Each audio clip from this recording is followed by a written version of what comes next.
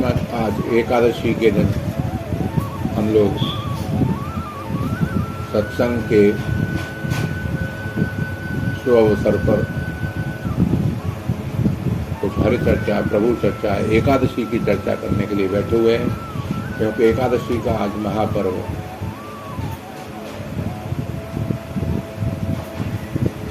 जैसा कि आप जानते हैं सब,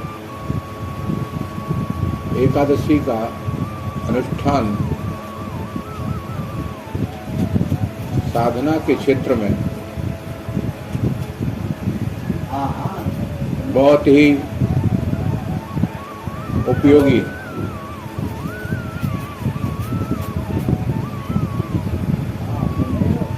अपनी 5 ज्ञानेंद्रियां, 5 कर्मेंद्रियां और मन को नियंत्रित करने के लिए एकादशी का अनुष्ठान, व्रत, उपवास। उपवास का अर्थ होता है उप माने समीप, वास माने बैठना। हम इंद्रियों के पास रहते हैं, हमेशा उसके सानिध्य में रहते हैं, माने विषयों के सानिध्य में रहते हैं, इंद्रियों के विषयों के साथ रहते हैं। तो वहाँ से हटके परमात्मा के पास बैठना। तो इंद्रियों से अपना संबंध उस दिन पूरी तरह से विच्छेद करके भगवान के साथ संबंध जोड़ना, ये एकादशी के व्रत का महात्म्य है, उपयोगिता है। और इसी को लेकर के हम भिन्न भिन्न अवसरों पर भिन्न भिन्न नाम की एकादशी, जिसमें महीने में 2 तो हो ही जाती हैं, हर एक का अलग अलग विशेषण, अलग अलग नाम, उसके अनुसार अनुष्ठान करते हैं। तो आज की एकादशी 3 नाम है इसके। अपरा एकादशी, अचला एकादशी और भद्रकाली एकादशी। तो पौराणिक संदर्भ अलग है एकादशी के, लेकिन दार्शनिक और आध्यात्मिक संदर्भ अलग है साधना के क्षेत्र में। उन दोनों दृष्टियों से हम एक बार फिर विचार कर लेते हैं।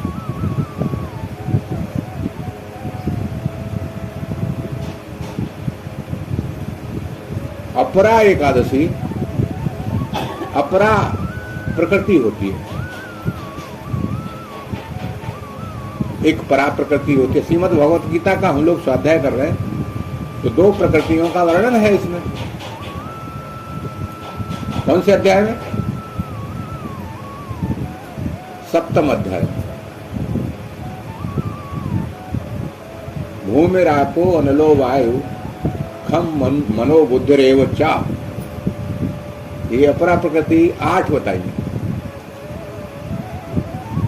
भूमि, आप यानी जल,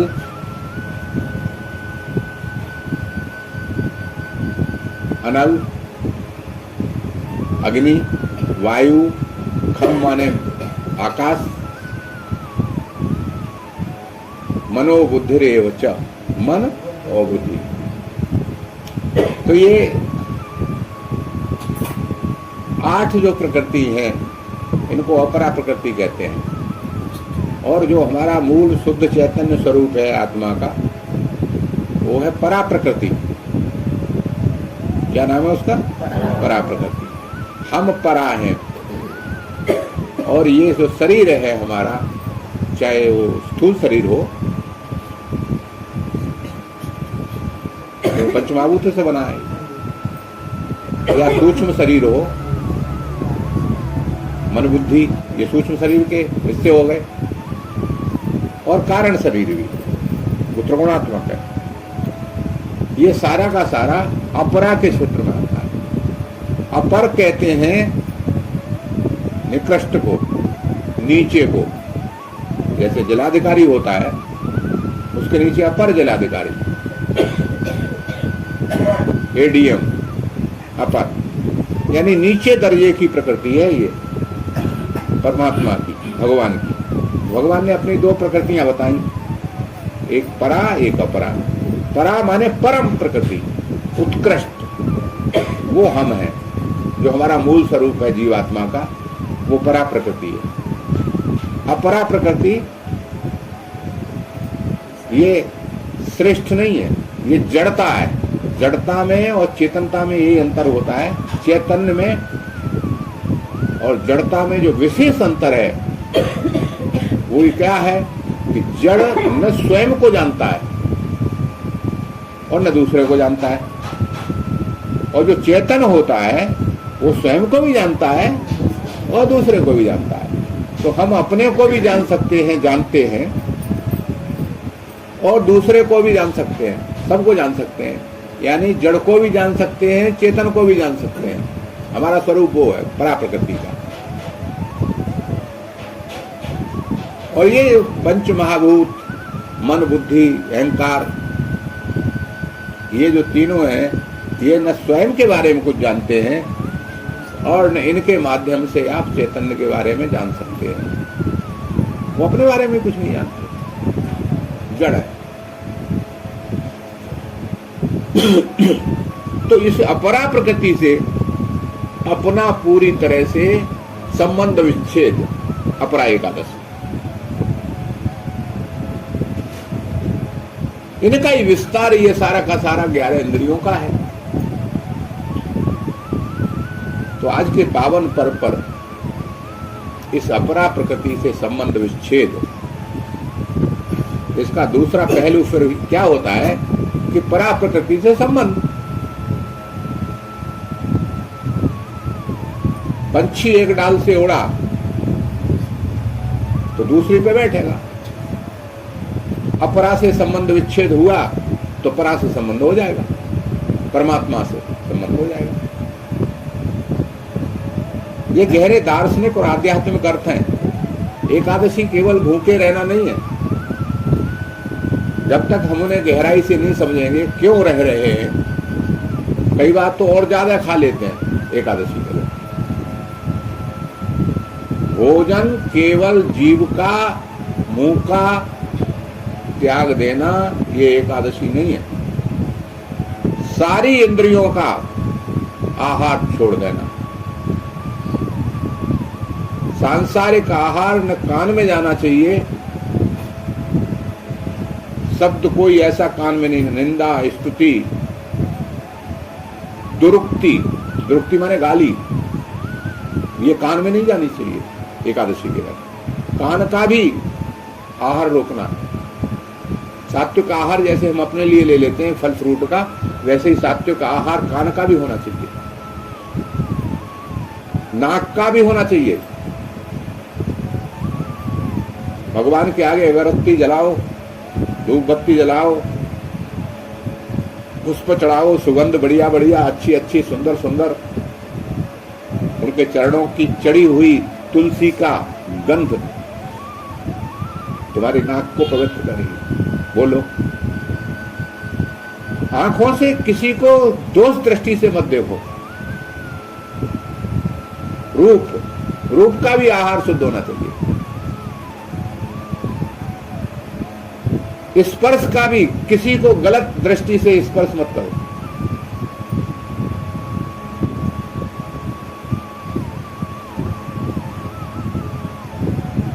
एकादशी तभी हो पाएगी रूप, रस, गंध, शब्द, स्पर्श, इनमें सात्विकता आ जाएगा। इसका अभ्यास करना है एकादशी के दिन, तब एकादशी होगी। और उसका परिणाम क्या होता है? ये ज्ञानेंद्रियां शुद्ध हो जाती हैं तो कर्मेंद्रियां अपने आप हो जाती हैं, वो अनुगमन करती हैं ज्ञानेंद्रियों का। पहले आंख देखती है, आंख ने रूप देखा, पैर पीछे चलने लगते हैं, हाथ छूने के लिए सक्रिय हो जाते हैं। तो ज्ञानेंद्रियों का अनुगमन सारी कर्मेंद्रियां करने लगती हैं। तो ज्ञानेंद्रियों पर विशेष ध्यान देना, और फिर कर्मेंद्रियों का भी निग्रह करना, और सबसे प्रधान है इसमें मन का निग्रह। उसके लिए मन को लगाना साधन में, स्वाध्याय में, सत्संग में, भगवान की कथाओं में, इसमें लगाना,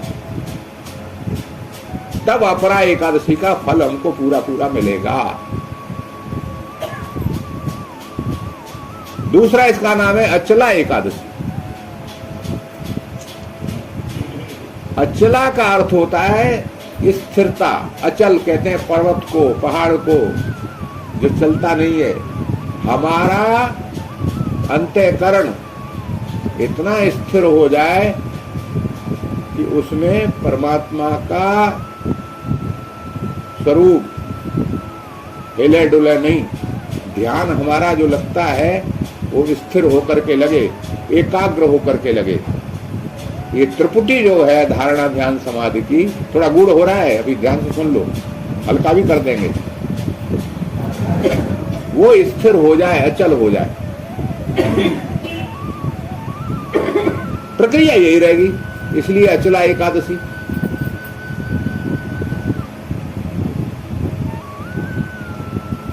तीसरी है भद्रकाली एकादशी, आज का नाम इस एकादशी। भद्रकाल, भद्र माने भद्र पुरुष भी तो होता है। भद्र पुरुष किसे कहते हैं? सज्जन को। तो ये काल जो है ना इस समय एकादशी का, ये भद्र काल है। इस काल में जो अनुष्ठान आप इंद्रिय निग्रह करेंगे, वही शुभ काल में पूजा भी करते हैं, लक्ष्मी पूजन भी करते हैं, सरस्वती पूजन भी करते हैं, तो काल देख के करते हैं। तो आज का काल भद्र काल है, परमात्मा से जुड़ने का, इंद्रियों से संबंध विच्छेदन करने का। आज का विशेष दिन है कि आज अगर आप सक्रिय होकर के, सजग होकर के इस एकादशी के अनुष्ठान को करें, तो भद्र काल में आपको अपने उद्देश्य की, अपने लक्ष्य की उपलब्धि बहुत शीघ्रता से हो सकती है। ये तीन नामों की हमने व्याख्या की। इसलिए एकादशी को हल्के में नहीं लेना है, केवल जो है भोजन नहीं करना, पूरे दिन अनुष्ठान में उसको निकालना। श्रवण, भजन, सत्संग, निधिध्यासन, मनन, ये चलता रहना चाहिए। स्वाध्याय ये चलता रहना चाहिए पूरे दिन, कोई काम नहीं करेंगे। भोजन न करने का अर्थ ये है कि भोजन में भी जो समय लगता है वो भी हमारा इसी में लग जाए, भजन में। भोजन का समय भजन में लगे। इस एक दिन के अनुष्ठान से 15 दिन के लिए आपको ऊर्जा मिल जाएगी। जैसे कहते हैं ना, आज की भाषा में बैटरी चार्ज हो गई। 15 दिन तक का आपका अनुष्ठान करके देखो। ये केवल ऐसे ही नहीं है, सारी चीजें हमारे ऋषियों मुनियों ने, संत महात्माओं ने व्रत, उपवास, उत्सव, त्योहार ये जो बनाए हैं, इनके पीछे बहुत बड़ा साधना का उद्देश्य है। उस दृष्टि से देखना चाहिए। और ये हो चुके हैं पहले बहुत, ये अनुभूत प्रयोग है। आपने वो तो एकादशी का एक प्रभाव भागवत में भी सुना होगा। जब भागवत का हमने स्वाध्याय किया था, उसकी महिमा एकादशी,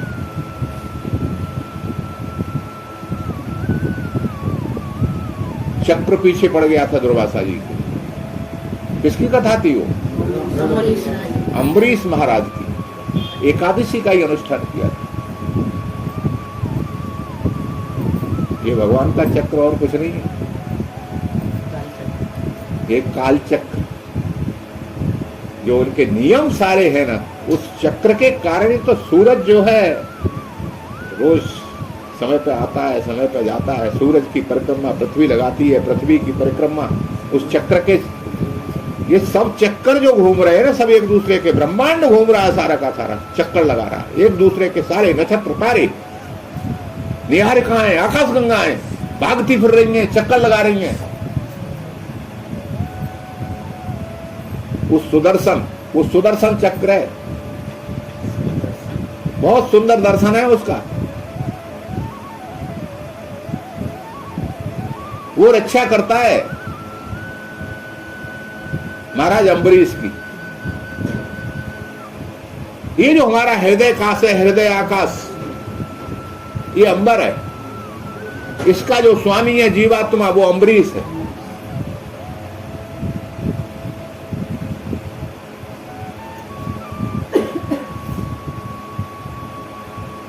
उपनिषदों में वेदों में मंत्र आए हैं कई, और गीता में भी आया है, ईश्वरा सर्वभूतानां हृदय से अर्जुन तिष्ठिता ब्राह्मण्य सर्वभूताने एंता रूढ़ाने माया। ईश्वर कहाँ बैठा हुआ है? हृदय के आकाश में, अंबर में। उसका अधिपति है वो, अम्बरीश है। उसकी रक्षा सुदर्शन चक्र करता है। एकादश इंद्रियां, उसका अभ्यास। इंद्रियों का कभी भरोसा नहीं करना चाहिए कि अब तो भाई इंद्रिया बस में हो गई। इसलिए हर एकादशी को फिर उनको थोड़ा धोना, मांजना, स्वच्छ करना, टटोलना उनको। एकादशी का कभी उद्यापन नहीं होता। उद्यापन का अर्थ है कि तब तो तुम पूरे साधक नहीं रहे, सिद्ध हो गए, आवश्यकता नहीं है कुछ करने की। और ऐसी स्थिति भगवान करे किसी की जीवन में आ जाए, बहुत अच्छी बात है। मरते मरते भी विचलित होने की संभावनाएं बनी रहती।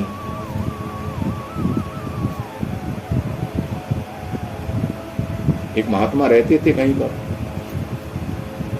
पार कुटिया बना करके, सफेद दाढ़ी थी। एक वैश्या की युवा लड़की वहां से अपने बकरा लेकर के निकलती थी, बकरा चराने के लिए। महात्मा जी को चिढ़ाती थी कि महाराज ये बताओ, आपकी दाढ़ी ज्यादा सफेद है, मेरे बकरे की ज्यादा सफेद है, दाढ़ी वाला बकरा। महात्मा जी को बहुत बुरा लगता, लेकिन क्या करें, उसके जो संस्कारी लड़की के ऐसे थे, एक बदचलन स्त्री की पुत्री, कुछ नहीं बोलते। बहुत दिन ऐसे होते गए। फिर एक दिन उन्होंने उससे कहा कि जब समय आएगा तब बेटी हम तुम्हें बता देंगे। उनके शिष्यों ने कहा कि महाराज इसको उत्तर क्यों नहीं दे देते, डांटते क्यों नहीं आप? मौन रह गए। जब उनका अंतिम समय आया, लगा कि अब शरीर नहीं रहना है, तो जो प्रधान शिष्य था उससे कहा उस वैश्या की लड़की को बुला के लाओ। इसको कई वर्ष हो गए, वो लड़की भी जवान हो गई, तब छोटी थी। अब शिष्यों ने कहा गुरुजी की मत मारी गई। वो आप तो घटना भूल गए, लोग शिष्य भी भूल गए, आई गई हो गई बात। बुढ़ापे में वैश्या की लड़की को बुला रहे हैं और मरते समय। इस समय तो भगवान का भजन करना चाहिए। लेकिन गुरु आज्ञा, सूचना गई, वो लड़की आई तो उन्होंने कहा बेटी अब मैं दुनिया से जा रहा हूं, अब मैं कह सकता हूं कि दाढ़ी तो मेरी ही सफेद है, बकरे की नहीं। गुरु जी ये तो आप तब भी कह सकते थे कि तब खतरा कब आ जाए कुछ पता नहीं है, कौन सी इंद्री कब धोखा दे जाए, तब भरोसा मुझे नहीं था, क्योंकि अब समय नहीं है, अब तो जा रहा हूं मैं। अब तक मैंने बड़ी सावधानी के साथ अपनी इंद्रियों की शुद्धता की रक्षा की है, हर एकादशी को संयम किया है, लेकिन फिर भी डर लगा रहता है कब विचलन हो जाए। लेकिन अब चूंकि जाना है तो अब मैं कह सकता हूं कि मेरी दाढ़ी सफेद है, और सफेद थी, सफेद ही, बिना किसी दाग के, बिना किसी कलंक के मैं बता बोल रहा हूं। इंद्रियों पर कभी भरोसा नहीं करना। उन महात्मा ने ये शिक्षा दी, जाने कब क्या हो जाए। बड़े बड़े संत महात्मा विश्वामित्र जैसे गिर गए, कोई भरोसा नहीं। इसलिए इसका उद्यापन नहीं होता, निरंतर अनुष्ठान होना चाहिए पूरे मन से, मनोयोग से, सावधान होकर के। ये कोई पाखंड नहीं है, ढोंग नहीं है, ढकोसला नहीं है। परीक्षाएं भी आएंगी। अम्बरीश महाराज के जीवन में परीक्षा ही तो थी, और क्या था।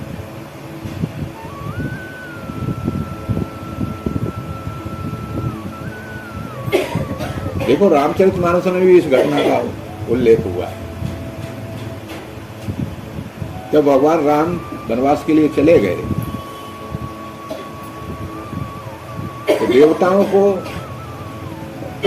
थोड़ा संतोष हुआ। पहले तो बड़े विचलित तो होते देवता। जब उनका राज तिलक होने वाला था भगवान राम का, तो सबसे ज्यादा दुखी देवता थे कि अगर ये राज्य करने लगे तो राक्षसों का संहार कौन करेगा, असुरों का वध कौन करेगा, ये तो राजा होकर के बैठ जाएंगे। तो वो माता सरस्वती से उन्होंने मंथरा की बुद्धि को भ्रष्ट कराया। कैकेयी इतना प्रेम करती थी राम से कि कैकेयी की बुद्धि भ्रष्ट करने की सामर्थ्य माता सरस्वती में भी नहीं। तो दासी के मनोमस्तिष्क पर वो सवार हो गई और उसके द्वारा कैकेयी को प्रेरित किया। भगवान राम का वनवास हो गया।